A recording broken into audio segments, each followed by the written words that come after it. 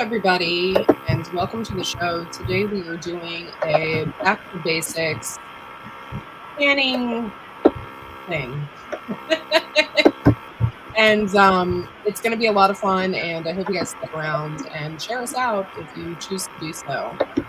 And yeah, Tammy's already got some things started, so let's go ahead and we'll get started. In the meantime, also, if you have any canning questions or anything like that, feel free to ask.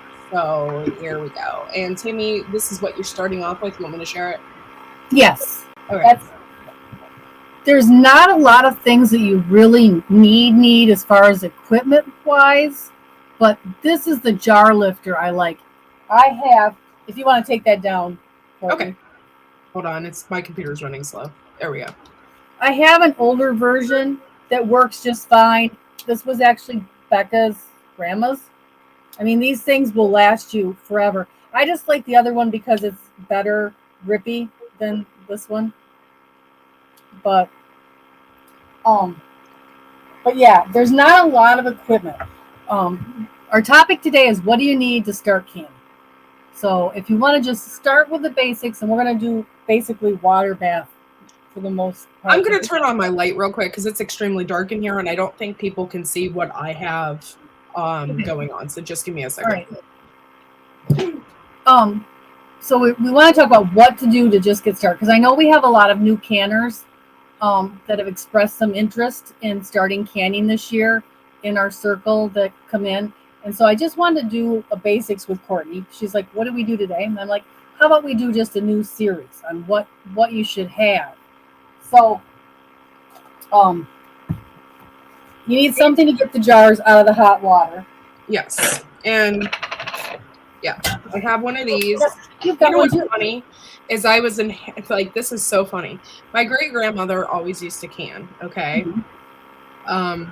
Well, my grandmother used to can too, but I think after a while, since they did it so much growing up, she just stopped doing it. Right. But my great-grandmother used to can, and I inherited her reacher thingy, and it's so funny because it looks like an accordion. It like stretches out. Oh yeah. And I can't use it really, but I thought it was funny. And when we redo our kitchen, eventually I'll probably hang it up because it's like one of those things. But yeah, it's so cool. You can get into a really deep thing with those and pull stuff out. Those are made for like the big things. Yeah, so I just thought it was cute that I got it. Like, somebody gave it to me. I think it was my cousins. They're like, hey, when we sold the grandmother's place, I took a bunch of her canning stuff and I don't can anymore, and you can have this stuff. So she gave me a bunch of jars, and then she gave me the reacher. She's like, that was great, grandma's. And I was like, oh my gosh, I love it. It's so great. Yeah, see, those kind of things. These if you get them not plastic, they will last you your whole lifetime, and you'll be able to pass them down. Yeah, my great grandma lived to be 100, so it's so cool, like, that I got something from her, like that. So. I have the rolling pin that my grandmother had, and she got it from her grandmother.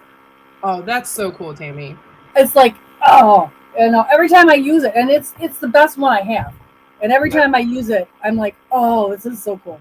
Yeah, because it has all that good, like a lot of love over the period of time. It's got that good oily, like, oil on it, so you don't have to worry about sticking. And it's perfect for rolling out pastry.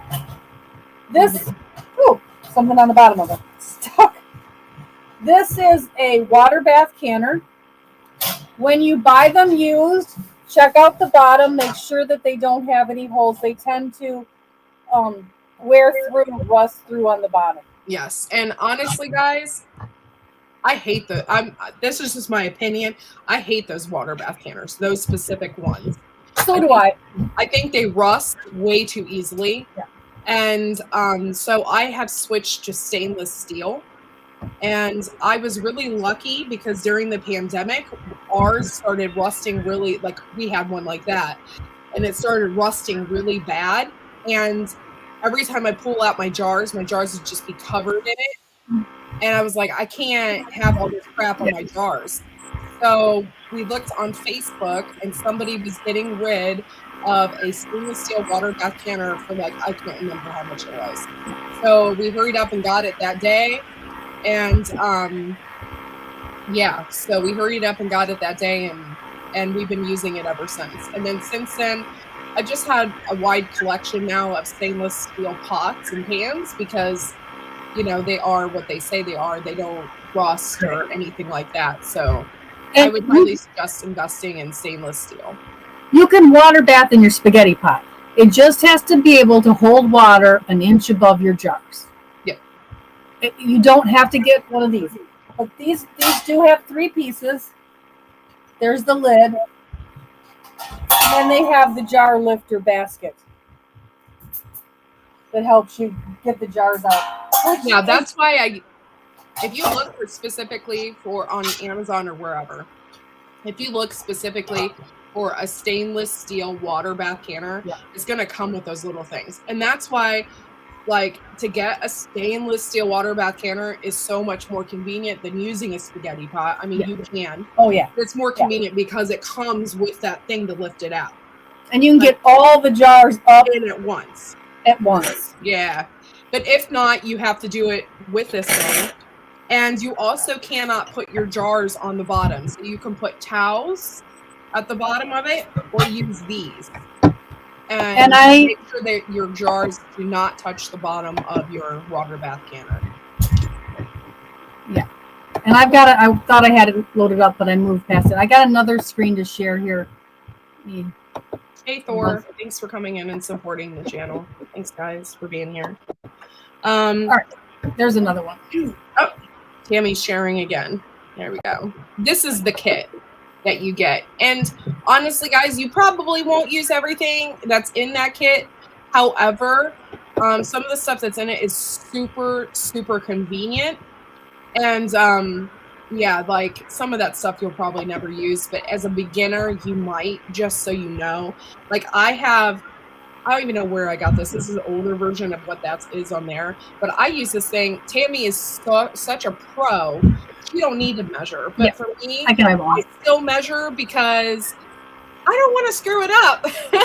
So I still measure. Headspace is important. It's important to measure your headspace. Yeah. I just have done it so long, I just know, like, this is how much I do. But, you know, that helps you debubble, and it helps with the headspace. This kit, I was looking for things to show for show and tell today, and this kit is a phenomenal price because you can't get the jar lifter they post there, like this one, is $9.99, and you can get all of these things for $15.27. So I'm going to put the link in the side after we're done sharing because I can't do it while we share. It hides it from me. But I'll put the link on Amazon off to the side if you don't have this kit, because you can't get the funnel and the jar lifter for this. And like, you guys, if you have any questions, in the description of this live has Tammy's email address, so you can always email her and you know, ask her any questions that you have, or me. I mean, if you want to. But. Yep. But yeah, once we stop sharing that, I can put out the link for it, because that's a 1 day only deal or something they had today. Okay. All right. Oops, hey, Shawnee Shav, thanks for coming in. Happy Friday. There's like lots of little things, you guys, that you can buy as a canner. Now, when you don't have to necessarily water bath can, and you don't necessarily have to, you don't really have to can. You can do refrigerator stuff. You can, that stuff all requires jars. So I bought these, and I really like these. These are actually really convenient for when, like, say for instance, you open up, you have spaghetti sauce and you only use like half of it. Like, you can put this on top of your jar and put it in the refrigerator, and this saves it, and then you can wash your ring or whatever you have and throw the lid away. Though Tammy doesn't, she keeps the lid. She uses them multiple times. I use them a lot. But yeah, so you can use, I use these for pretty much everything. And I had my great grandmother's refrigerator pickle recipe, and I use these to make refrigerator pickles, and then I just stuck them in the fridge and it worked out perfectly. So these are perfect for that kind of thing. And this isn't even a ball thing. This is like a mainstays thing from Walmart. It's really inexpensive, and these save big time for you. If you do a lot of ferments, they're really nice for fermenting too. Oh, Tammy Thorhaven had a question. I'm sorry, I didn't see it. Okay, so Wyatt Family Farm, Courtney, can you ask Tammy why it's important to get rid of bubbles? Is it for safety reasons or to make sure the water is level and correct? Well, bubbles can, the air is going to force out of there. It's going to leave you with a lot more space in your jar. And that airspace in there is important because of it stays fresher longer if the less air you have in there, because the air is what's going to contaminate your product faster, because that's where the germs are going to hang out. We want to create an anaerobic environment in there. And also it has to do with the pressure. You want to have the right amount of pressure in your jar, and when you have too much headspace, you don't get the right pressure when you're canning. It's very hard to get pressure into the jar. Plus, if you don't get the bubbles out, I've had things go wrong. Yeah, it just tends to bubble over, and then it gets caught, and you don't get a seal. When you're doing things like applesauce, stuff like that, they tend to overflow. So you want to get the maximum space out of your jars as well. So when you stuff this thing in there to get the bubbles out or whatever, you're getting the most space out of your jar as well. Think volcano. Those are like the little gas pockets in a volcano, and they're just going to push everything up and out of your jar. Hopefully that was a good explanation for you guys. Hey, Lark's Homestead, thanks for coming in. I also have this. This is a stainless steel canning funnel. A lot of times stainless steel really comes in handy, because if you're doing pickles and stuff like that, the vinegars and stuff will not go in regular pots and pans. Like, especially if you're using an aluminum one, they have a chemical reaction. So it's good to have like stainless steel equipment for stuff like that. Plus, that stainless steel will last you your lifetime. You'll probably go through 4 or 5 plastic ones. So if you're investing, just go ahead and get a stainless steel to begin with. You want the wide mouth one that fits inside your small mouth and your wide mouth jars. And when you're filling your jars and using a funnel, it just protects the rim of the jar from getting food contaminated on it. Makes it easier to clean, makes it easier to get a good seal. Okay, so what else do I have right here? I have lids. Lids are really important. There's a lot of new rules and stuff to lids right now. So this is just a basic thing. You don't have to boil your lids anymore. In fact, they tell you not to, because it can ruin the rims or the rubber seal in your lids. So you don't have to boil them anymore. They just suggest that you wash them. So you definitely want to wash them, make sure everything is sanitized. And before I start canning, I just make sure my kitchen is sanitized. I will take a bleach wipe or whatever. I'll wipe down the stove, wipe down where I'm putting everything together. I just kind of make it, it's kind of like when you're operating. I kind of make it a sterile, as much as I can, a sterile environment. I'm not going to obviously tape off the room and bag it, or something like that. But anyway, I'm just, make my area as sanitary as possible. I will pull up my hair so I don't get hair in anything, that kind of thing. And so then I will wash these. And it's really important also to wash your jars. I really just kind of run them through the dishwasher, because my dishwasher steams everything at like 500 degrees. And when I'm pulling those jars out, I know that if they've been steamed, I know that they have been clean. They are clean. And so, yeah, go ahead, Tammy. And they have been sanitized with some sort of, it smells like dead fish, but it is a sanitizer in it. And especially the big name canning jars come and they smell really bad. When you open that plastic up and they're brand new jars, you have to wash them before you use them. Mm-hmm. You do not want that chemical sanitizer in your food. No, I definitely don't. Yeah. And so, yeah, that kind of that defeats the whole purpose. Like I'm very strange. I stopped drinking out of plastic. I stopped cooking my food in plastic containers. I stopped doing all of that because this is my only plastic because I can't give up the fountain pop and yet they won't let me take my own cup in. But I don't like. I don't know. I recently I bought a bunch of glass, like Tupperware glass ones, and I basically got rid of all my Tupperware, because I've been really weird about plastic, and they totally have destroyed Snapple. I am so angry. Yeah. They have replaced Snapple. I don't know if you guys, I love Snapple. I love Snapple peach tea. That is my favorite. And I get the Diet's peach tea. Mm-hmm. However, they put it now in plastic jars instead of glass ones. The taste is different. Everything is different about it. And it's totally ticked me off. I will not buy it anymore. Yeah, it's sad. Plus, I'm addicted to tea anyway. So I don't have it around because I know myself. Like if I have a 6-pack of it, it'll be gone in a couple of days. So I just don't buy it. But yeah, like I just won't, I won't drink out of those plastic containers. Good morning. Told there would be a coffee here. Who did I see that? I have no idea. There's got coffee here. Oh, my husband's sharing. So there you go. There you go.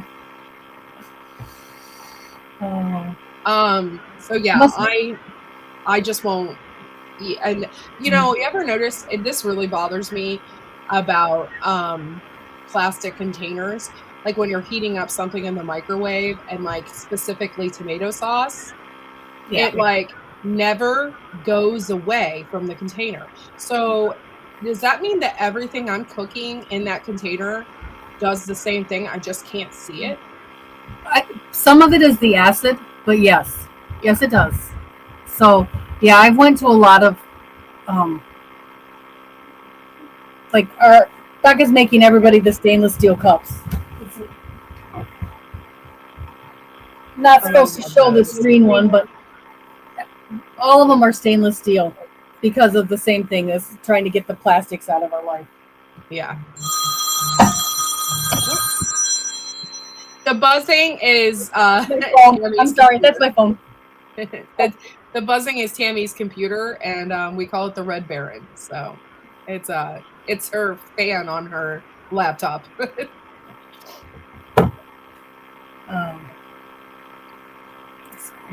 But anyway, so yeah, I won't use plastic, so I have a really hard time with that. Another thing I use, and I don't know, Tammy probably doesn't. She has her own recipes for stuff, so she doesn't. But for those of you that want something quick and you want a can and you want to follow a specific direction, I use these, and I absolutely love these. This is a Mrs. Wages dilled green beans recipe. And you can get this, and the directions are all on the back. It tells you exactly what you need. And I made dilly beans out of this, and it turned out really, really good. And I use these packets for a lot of things. I use, like, when I first started canning, I would get their pickle stuff, and I would make my own pickles that way. So these packets are really nice to have around. I really, really love pepper jelly. Pepper jelly over cream cheese. And I use Mrs. Wages pepper jelly mix. It worked out really good. And in the past, I've had problems with the gelatin and stuff. I have a hard time getting it set up and stuff, but it worked out perfectly in those packets. So I bought Mrs. Wages, and I love it. I love Mrs. Wages, and every time I go to the store, I buy a few more. Like, I've never used their spaghetti packets. I've never used anything like that because I do that all on my own. But yeah, they have spaghetti packets, they have salsa packets, they have all that stuff, and they're really easy and convenient. Go ahead. For pickles are really good too. Yeah. If you don't want to mess around with making your own, the pickle mixes are really, really good. I put a link. You started. I thought you were going in another direction. I put the link to the Ball Blue book. Oh, so, okay. I think the number one thing you should buy before you start canning is buy the Ball Blue book, or some book that has the times tables for canning. Yeah, you have to know the rules, and even before you can break them like a rebel, you need to know them, and so that's a really good thing to start there. Yeah, there's specific rules to canning, and even Tammy as a rebel does not go past those rules. So it's important to know the times for things and the times for meat and stuff like that. I love using the scum I remove for making jam to make a pepper and chive jam for meat. Works amazing and sets really good. Cool. What's scum? I don't know what that means. The foam on top when you skim it off. Okay. Yeah. I didn't know what that meant, but yeah. Or Haven, you guys do stuff that I wouldn't do. You guys eat things that I wouldn't eat, and they're a little bit rebel. Kind of envious. I don't know if they admit it, but they're a little rebel. Yeah. I'm kind of envious of that though, because I can't do it. Like I have I just can't. Like I admire his wife for going out there and she'll butcher, like she'll just, I don't know. I can't. I'm not that hardcore. She's pretty hardcore. So I can't do that. Yep, she is. And I love like hearing her talk about her story about some of the things that they eat and do. Yeah. So what else, Tammy? What other things on the back to basic? I had one more thing I brought. It's the magnetic jar lifter. Okay. And you can see this one is still on the package because I never use it. I don't need to use it. I don't either. So I brought this to show that like every gimmick isn't something you have to have. Like there's a lot of little toys and things out there, but you really only need 3 things to get started. Mm-hmm. A pan of some sort, a jar lifter, and a towel to set the jars out when you get done. That's it. Those are the three things. Yeah. 4 if you count the jar. Now, back in the day, if you were boiling your lids, the magnetic thing comes in real handy because then you don't have to touch a hot lid. But now that you don't have to boil them, that magnetic thing is completely useless. I know. That's why I brought it though, because we had one and I'm like, I'm just going to show, don't just go out just because it says, whatever, canning. Oh, it's a canning gadget. Don't just go buy it. Don't buy every gadget that comes along. And some people still boil their lids. Okay. Yeah. So I'm not like, I don't set the rules. Like you can do whatever you want. It's your botulism. It's your whatever you feel like doing. But I just don't feel the need to. Obviously, I'm not going to boil my lids because I've read that from Ball that you don't have to. So. Right. Why do an extra step if you don't need to? Yeah.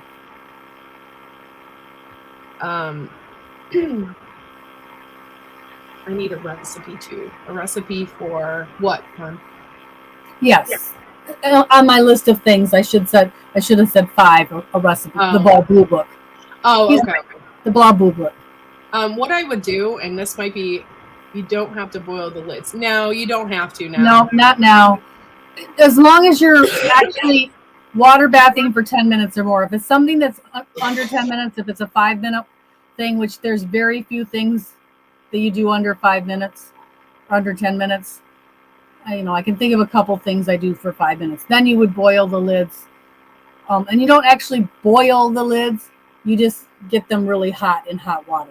You don't really have to have a huge rolling boil. I think that's part of why they break down, is people think boil the lids instead of like bringing it up to a boil and turning it off and let them sit in the hot water like we did. People think they have to have the water like boiling, cauldron hot. Yeah. And you don't need that kind of heat. Just, bring them up and set them.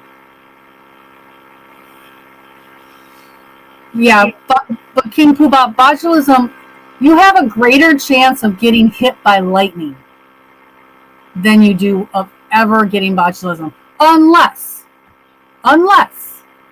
you decide to go to Alaska and eat at a native's homestead who ferments fish for 6 months and then cans it. Then you have that's about the only reported cases of home canned food that has been consistent through the years.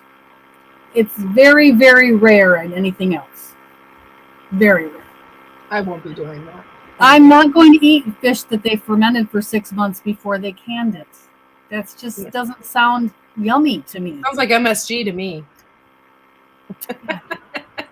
I do like MSG. It's really great in everything. I'm allergic. I'm allergic to seafood. I'm allergic to seafood too. So my odds of getting botulism have been cut more than in half of everybody else's, because I'm not eating those foods that they do that.